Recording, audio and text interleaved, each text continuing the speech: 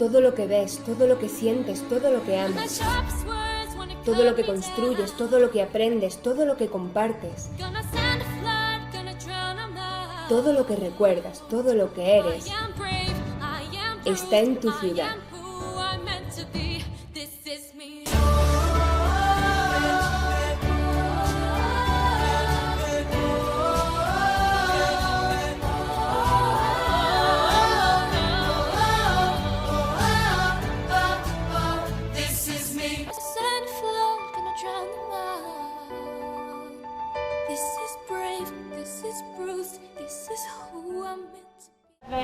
A todos. En primer lugar, quería dar las gracias por haber querido contar conmigo hoy en esta inauguración y espero sobre todo poder daros las gracias con mi pequeña aportación en esta breve ponencia, haciendo que paséis un ratito ameno con el que todos sigamos aprendiendo, que en definitiva de eso se trata. Digamos que hoy estoy aquí un poco en representación o como colaboradora del archivo histórico, en representación como colaboradora del archivo histórico de la parroquia de San Mateo. Llevo ya años trabajando con ellos y colaborando para mejorar un poco el archivo. Y un día, para poner un poco en contexto sobre el tema del que vengo a hablar hoy, estaba charlando con Manolo Lara. Estábamos en su despacho, esto fue el verano pasado, y me comentó que tenía un trabajito para mí. Me dijo: tú que estás en el archivo histórico de San Mateo, tienes que buscarme la huella judía que pueda quedar allí. Y tengo que reconocer que hasta la fecha yo no me había interesado por ese tema en profundidad. Yo después de esa conversación salí de allí dándole vuelta, sobre todo porque me temía no encontrar nada. Me estaba pidiendo que buscase huellas judías en un archivo cristiano, cuando ya sabemos por la historia que durante años y años se han borrado esas huellas desde su expulsión, firmada en el momento que ven en esta obra, por ejemplo. Prácticamente lo poco que queda está reducido a los archivos inquisitoriales y a lo que queda de estos archivos. Bien, pues ese era mi miedo, pero él me dijo: no te preocupes, que si no encuentras nada, pues ese será tu resultado, ¿no? Y será un resultado también válido. Contarás que la historia ha borrado sus huellas y esa será la conclusión del trabajo que te estoy proponiendo. Y así digamos que empezó todo. Sin embargo, para mi sorpresa y para la suya, sí que encontramos. Es en este punto donde me remito al título de la ponencia. Porque encontré toda una senda de legajos y huellas que pedían luz, que estaban ahí y que yo hasta la fecha no había visto. Por eso el trabajo que os voy a mostrar hoy se resume en una pequeña muestra de partidas extraídas de los libros sacramentales del Archivo Histórico de San Mateo.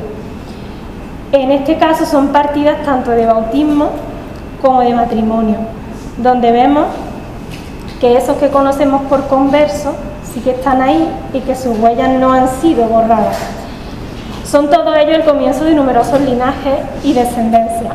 Probablemente muchos de los aquí presentes podrían, quizá, no lo sabemos, descender de alguno de estos nuevos cristianos. Además, es interesante que no podemos solo hablar de judíos conversos, sino también de moriscos, berberiscos y esclavos, todos ellos convertidos al cristianismo según estas partidas que se encuentran en el archivo. Al hilo de todo esto me gustaría leer la siguiente cita para enlazar la siguiente diapositiva. Dice así: con el establecimiento de los estatutos de limpieza de sangre, la literatura de esos siglos está embebida de la violencia entre cristianos viejos y cristianos nuevos, y esto se traduce en nuevas formas literarias. Esto hace referencia a mi punto de partida en esta investigación. Os hablo de un libro titulado El tizón de la nobleza española, escrito durante el reinado de Felipe II, para que se sitúen un poco cronológicamente. Se trata de un libro que todo aquel que pretenda estudiar o investigar sobre ascendencia judía debería leer como manual básico. No quiero enrollarme mucho, pero para aquellos que no hayan oído nunca hablar de él, en este libro se recogen una serie de linajes o familias de la nobleza española que descienden de cristianos nuevos o conversos. Para que me entiendan, este libro viene, como dice el dicho, a tirar un poco de la manta y a sacar a relucir las manchas de sangre que podía tener un determinado linaje. Así ponían en entredicho la limpieza de sangre de un cristiano viejo por descender de un judío, de un morisco, etc. No vamos a entrar en quién lo escribe ni por qué, porque si no me alargaría muchísimo, pero más o menos estas son las líneas generales. Y lo curioso es que aquí en Lucena encontramos un libro hecho con la misma intencionalidad que el Tizón de la Nobleza Española, en este caso el Tizón de España, porque hacen una traducción del Tizón de la Nobleza que les comentaba anteriormente, y el de Lucena, que es el que a nosotros nos interesa. En este caso sí mencionaré que se lo debemos a don Francisco Ruiz de Castroviejo y Montoro, teniente coronel. Este personaje, a razón de una búsqueda de un matrimonio y un bautismo, pues empieza a seguir tirando del hilo y termina escribiendo un libro donde se recogen todas las partidas de bautismo y de matrimonio de esclavos, moriscos, bereberes y cristianos nuevos. Hago especial hincapié en los cristianos nuevos porque mi investigación o breve investigación ha concluido muy someramente en que a los judíos conversos los inscribe como cristianos nuevos. Porque si a todos los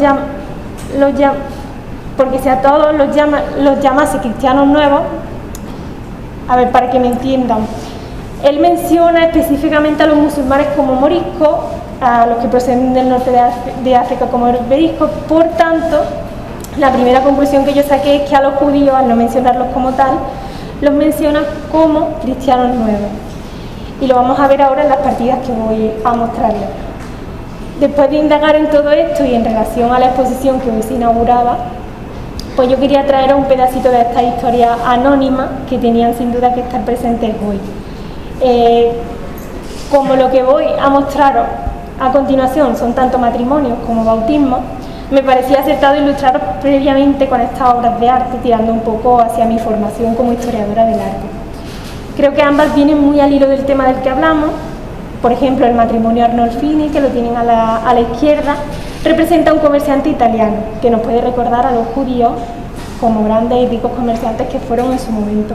Y por otro lado, a la derecha, el bautismo cristiano, que es el rito por el cual pasamos a convertirnos al cristianismo, y que además se encuentra muy cerquita, aquí en el Museo de Bellas Artes de Córdoba. Para terminar, voy a mostraros estos fragmentos de las partidas que vengo hablándoles desde el principio, que se encuentran en los libros sacramentales del Archivo Parroquial de San Mateo. No sé si los del fondo lo ven muy bien, pero bueno, voy a leer un poquito por encima. En la primera partida que tienen arriba, encontramos a Benito, un cristiano nuevo, que está inscrito en el libro de bautismos del año 1563. Como ven, es una fecha bastante reciente y es de los primeros libros que encontramos en el archivo. El más antiguo creo que comienza en torno a 1543, 1548.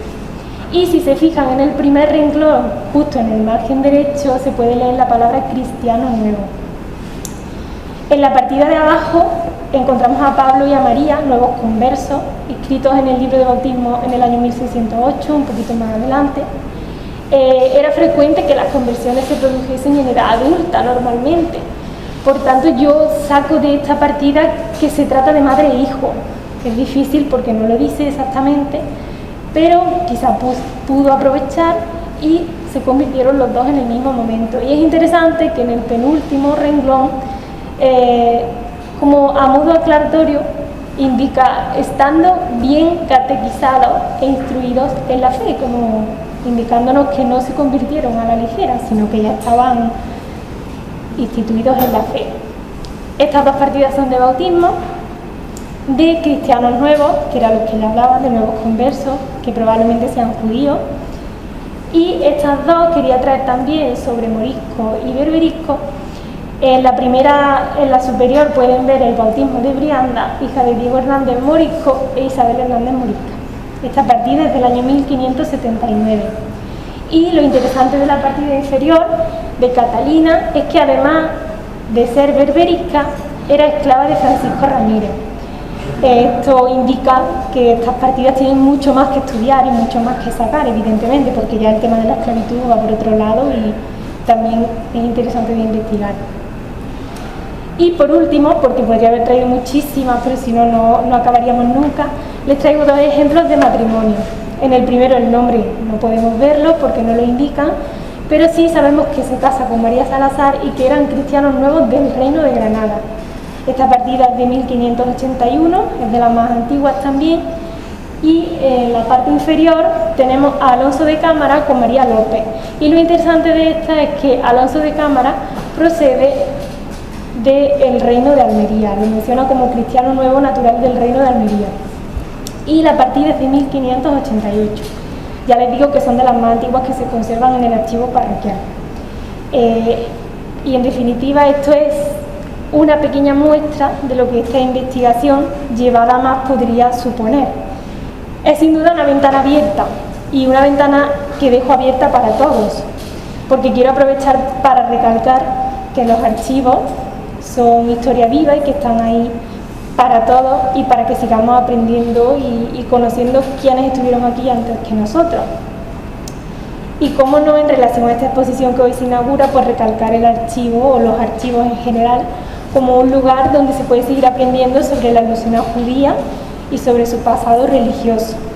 Y pues no me quiero despedir sin dedicarle, con todos los respetos y la admiración que yo le tenía, sin dedicarle esta humilde ponencia a Manolo, porque él vio luz en mí y vio luz donde yo todavía no había sido capaz de verla, y el resultado pues han podido disfrutarlo un poquito ustedes hoy aquí. Así que muchísimas gracias por su atención y por su interés.